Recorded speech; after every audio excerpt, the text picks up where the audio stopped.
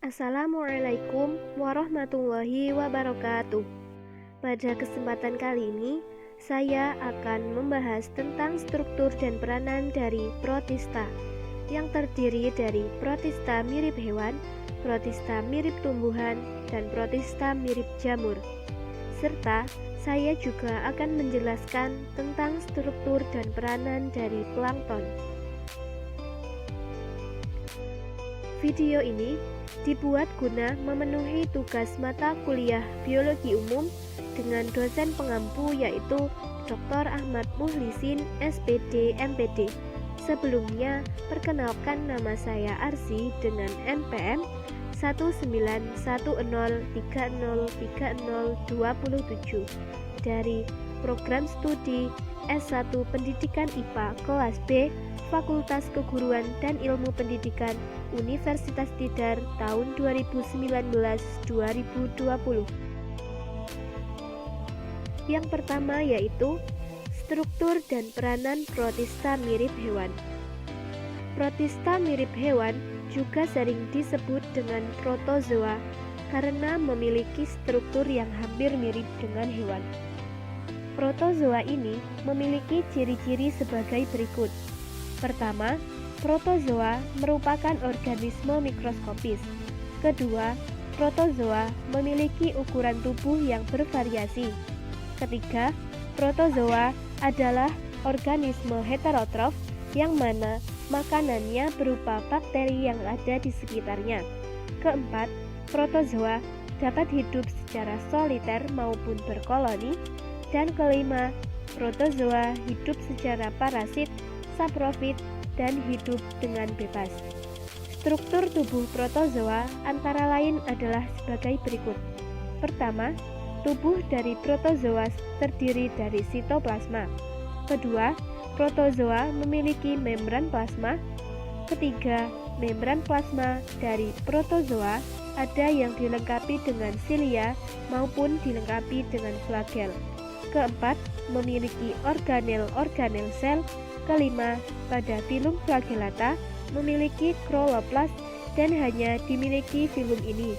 Dan terakhir, mengalami proses reproduksi dengan dua macam cara. Kemudian ada kelas protozoa. Kelas protozoa terbagi menjadi 4. Yang pertama yaitu Rhizopoda atau Sarcodina. Rhizopoda ini memiliki ukuran tubuh berkisar dari 200 hingga 300 mikron. Pada tubuh Rhizopoda tidak memiliki cangkang, namun ada beberapa jenis Rhizopoda yang memiliki cangkang serta bersifat berubah. Rhizopoda juga berkembang biak dengan cara aseksual atau dengan cara biner dan dapat hidup di suatu daerah yang lembab. Contoh dari Rhizopoda adalah amoeba yang dapat hidup parasit di usus manusia, Entamoeba gingivalis pada gigi dan gusi manusia, dan Entamoeba coli yang hidup di usus dengan tidak berparasit. Kelas protozoa kedua yaitu Flagellata atau Mastigospora. Flagellata memiliki membran sel yang dilindungi oleh perikel serta flagel yang berada di anterior maupun di posterior, yang mana flagel tersebut berfungsi untuk mendorong tubuhnya hingga dapat bergerak. Flagellata ini juga hidup berparasit di tubuh manusia dan dapat berada di air tawar maupun air laut. Cara perkembangbiakan flagellata ini adalah dengan cara aseksual, yaitu dengan membelah diri secara membujur. Beberapa contoh dari flagellata ini adalah Giardia lamblia, Trichomonas vaginalis, dan Trichomonas homini. Kelas yang ketiga yaitu Ciliata. Ciliata berasal dari bahasa Latin yaitu cilia yang berarti rambut kecil. Karena pada Ciliata ini bergerak dengan menggunakan silia atau sering yang disebut dengan silia somatik yang berada pada seluruh tubuh Ciliata. Tubuh luar Ciliata ini dilindungi oleh perikel yang tersusun dari sitoplasma yang padat dan terdiri dari dua jenis nukleus. Contoh dari Ciliata adalah Paramecium caudatum dan Balandidium coli. Dan terakhir yaitu sporozoa. sporozoa merupakan protozoa yang tidak memiliki alat gerak, sehingga untuk dapat bergerak dilakukan dengan cara mengubah kedudukan tempatnya, berkembang biak dengan cara vegetatif atau aseksual, serta dengan generatif atau seksual. Beberapa contohnya yaitu Toxoplasma dan Plasmodium. Selanjutnya yaitu alat gerak pada protozoa. Yang pertama yaitu Rhizopoda atau Sarcodina yang memiliki alat gerak berupa kaki semu atau kaki akar. Kedua yaitu Ciliata. Ciliata memiliki alat gerak yang berupa buru getar, contohnya adalah Paramecium. Ketiga yaitu Sporozoa atau hewan berspora. Sporozoa merupakan protozoa yang tidak memiliki alat gerak, contohnya yaitu Plasmodium. Dan keempat, ada Flagellata atau Mastigospora. Flagellata memiliki alat gerak yang berupa bulu cambuk atau flagel, contohnya yaitu Euglena. Kemudian ada peranan protista mirip hewan. Peranan protista mirip hewan ini ada yang menguntungkan dan ada yang merugikan. Contoh peranan yang menguntungkan yaitu sebagai pengontrol jumlah bakteri yang ada di alam, sebagai sumber makanan hewan air serta merupakan zooplankton, sebagai bahan penggosok, dan sebagai pembantu dalam pencernaan sapi. Dan peranan yang merugikan antara lain yaitu penyebab disentri, penyebab kala azar, penyebab sakit diare, dan penyebab penyakit malaria. Selanjutnya, yang kedua, yaitu struktur dan peranan protista mirip tumbuhan. Protista mirip tumbuhan ini juga disebut dengan nama alga.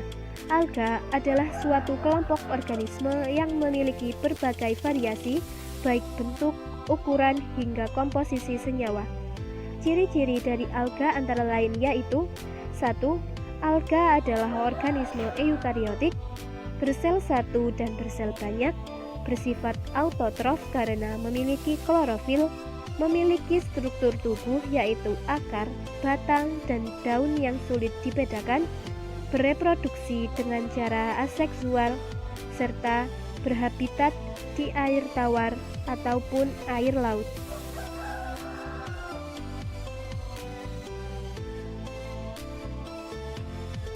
Selanjutnya yaitu klasifikasi alga. Alga dapat dikelompokkan menjadi 6. Yang pertama yaitu Ekleunoid. Ekleunoid merupakan ganggang uniseluler yang mengandung kloroplas untuk berfotosintesis dan memiliki bintik mata yang berwarna merah serta adanya dinding sel tanpa perikel dan bersifat lentur. Ekleunoid juga memiliki flagel yang digunakan untuk bergerak. Contohnya yaitu Euglena viridis. Yang kedua yaitu Chrysopita. Chrysopita memiliki warna kuning keemasan atau karotin, bersifat uniseluler, serta memiliki klorofil dan dapat hidup berkoloni atau berkelompok. Dapat dijumpai di air tawar maupun air laut dan memiliki flagel untuk bergerak. Contohnya yaitu Diatom dan Navicula monilifera. Yang ketiga yaitu Pyropita.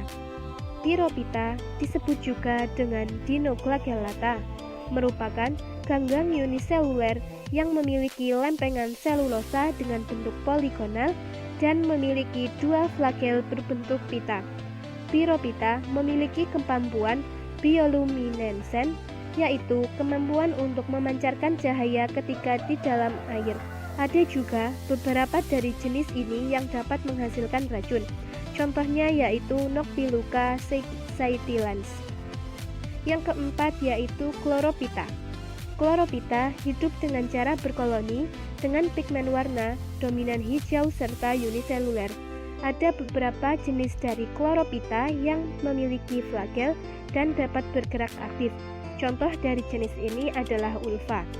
Yang kelima yaitu Bryophyta. Disebut juga dengan nama ganggang coklat atau alga pirang karena pigmen xanthofil yang dominan. Alga ini memiliki bentuk seperti benang maupun lembaran. dan ada beberapa yang menyerupai tumbuhan dan hidup di perairan laut yang dingin. Contohnya adalah Fucus vesiculosus yang berada di perairan laut dalam. Dan terakhir yaitu Rhodophyta. Rhodophyta disebut juga ganggang merah karena adanya pigmen phycoerythrin dengan jumlah yang banyak. Pada umumnya uniseluler dan mikroskopis dengan panjang berkisar antara 10 cm hingga 1 meter.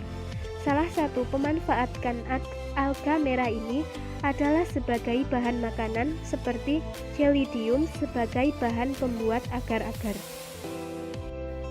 Kemudian ada peranan protista mirip tumbuhan. Peranan protista yang menguntungkan antara lain yaitu dapat dimanfaatkan sebagai makanan yang dapat dikonsumsi langsung seperti ulva, eusoma, dan chlorella, dan bahan campuran produk industri seperti ganggang emas. Dan peranan protista mirip tumbuhan yang merugikan antara lain yaitu kerusakan usus dan diare, penyebab disentri yang tidak parah, penyebab radang gigi. Dan yang ketiga yaitu protista mirip jamur. Protista ini masuk dalam protista mirip jamur karena memiliki struktur tubuh yang berbeda dengan fungi sehingga tidak dimasukkan ke dalam fungi atau jamur. Peranan dari protista mirip jamur ini antara lain sporolognia, yaitu saprofit pada hewan air yang telah mati, Phytophthora, yaitu karat putih dengan cara hidup parasit maupun saprofit, Pterophyta infestan, yaitu parasit dalam tanaman kentang, selanjutnya parasit dalam tanaman karet, dan hidup parasit pada tanaman tembakau. Protista mirip jamur juga memiliki 3 klasifikasi. Yang pertama yaitu Myxomycota atau jamur lendir yang tidak bersekat. Myxomycota memiliki beberapa sifat yang mirip dengan jamur sejati. Jamur lendir ini ada yang uniseluler dan ada pula yang multiseluler, serta tubuhnya yang tidak memiliki sekat dan juga bereproduksi dengan cara vegetatif dengan menghasilkan 2 gamet jantan dan betina yang susah dibedakan karena memiliki ukuran yang sama. Contohnya yaitu Psarium sp. Myxomycota ini memiliki inti struktur tubuh seperti amuba, hidup di tempat lembab, dan dapat berkembang biak dengan cara aseksual maupun seksual. Yang kedua yaitu Acraciomycota atau jamur berlendir dan bersekat. Jamur yang memiliki sekat dengan tubuh yang bersel satu maupun bersel banyak. Reproduksi dari Acraciomycota mirip seperti Myxomycota. Contoh dari Acraciomycota ini yaitu Dictyostelium discoideum. Dan yang ketiga yaitu Oomycota atau jamur air. Oomycota memiliki bagian tubuh dengan dinding sel yang di dalamnya memiliki benang hifa serta selulosa yang melintang serta tidak bersekat. Oomycota ini bereproduksi dengan cara vegetatif yaitu dengan zoospora. Contoh dari Oomycota ini adalah Pterophyta infestan, Pythium sp, dan Saprolegna. Dan yang terakhir yaitu struktur dan peranan plankton. Plankton merupakan hewan dan tumbuhan yang renik yang hidup di air laut. Kata plankton berasal dari kata planet dalam bahasa Yunani yang berarti pengembara. Peranan dari plankton antara lain yaitu 1. Fitoplankton bisa dijadikan sebagai indikator kualitas perairan dan sebagai penentu kesuburan perairan. 2. Fitoplankton untuk reaksi fotosintesis karena memiliki klorofil. Ketiga, sebagai bahan makanan bagi berbagai jenis ikan dan juga udang, dan juga makanan alami untuk zooplankton. Dan yang keempat, untuk membantu penyerapan senyawa berbahaya organisme dasar. Komunitas plankton terbagi menjadi fitoplankton dan zooplankton. Yang pertama yaitu fitoplankton. Fitoplankton atau organisme fotosintetik merupakan tumbuhan yang mikroskopis, bersel tunggal, berbentuk filamen, dan berbentuk rantai yang menempati bagian paling atas perairan atau lingkungan pantai. Berdasarkan ukurannya, fitoplankton ini dapat dikelompokkan menjadi 6, yaitu 1. Ultraplankton, 2. Nanoplankton, 3. Mikroplankton, 4. Mesoplankton, 5. Makroplankton, dan 6. Megaplankton. Fitoplankton juga dapat diklasifikasikan menjadi 4 kelompok, antara lain sebagai berikut. Pertama, diatom atau Basilariopisea, 2. Dinoflagellata atau Dinopisea, 3. Kokolitopor atau Haptopisea, dan alga biru hijau atau Cyanopisea. Kemudian komunitas plankton kedua yaitu zooplankton. Plankton jenis ini merupakan jenis plankton hewani dengan keterbatasan untuk bergerak, dan zooplankton ini hampir meliputi seluruh filum hewan dari protozoa. Zooplankton dikategorikan menjadi 3, yaitu mikrozooplankton, mesozooplankton, dan makrozooplankton. Zooplankton ini juga merupakan organisme flora yang mampu merangkap energi matahari dan memanfaatkan nutrien yang tersedia untuk kehidupan laut. Terima kasih atas perhatiannya. Semoga bermanfaat. Wassalamualaikum warahmatullahi wabarakatuh.